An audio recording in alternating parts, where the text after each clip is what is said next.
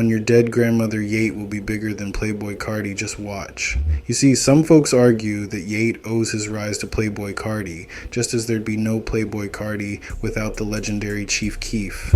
It's a bit like the circle of life, but here's the juicy part. Yeat's underground ascent was like a rocket fueled by a whole lot of red vibes.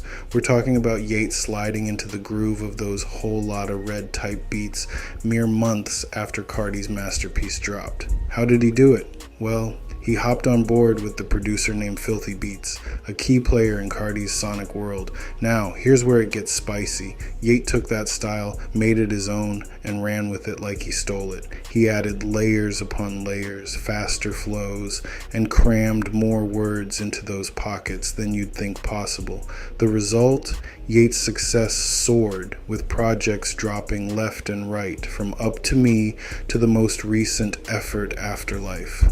Honestly, Yeat didn't just mimic Carti, he reshaped that sound, molded it into his unique style, and, dare I say it, might just outshine Carti.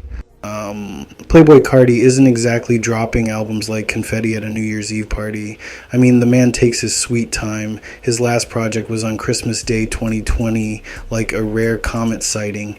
Now enter Yeat, the guy's on a different level. He's been popping out 5 to 6 projects in the same time frame Carti's been working on his introvert phasey. And in the time Yeat's been enjoying the mainstream spotlight, he's dropping projects faster than a clumsy waiter at a fine dining restaurant. Sure, Carti rocked the boat with Whole Lotta Red, but if he serves up a lukewarm follow-up, that Carti magic might start to fade.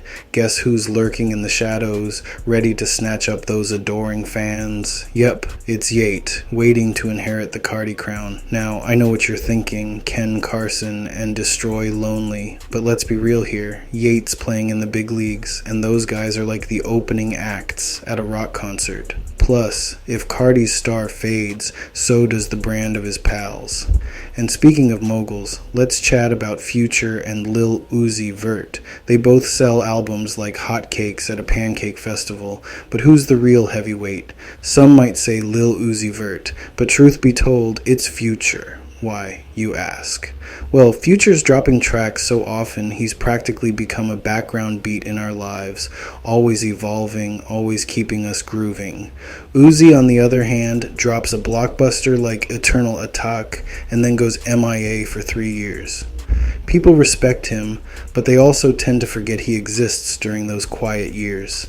And it's not just them. Look at Kendrick Lamar and Drake. Kendrick's a lyrical genius, but he's like that mysterious neighbor who only emerges from his house once in a blue moon. Drake, on the other hand, is like that neighbor who's always hosting a barbecue, making noise, and staying in the spotlight.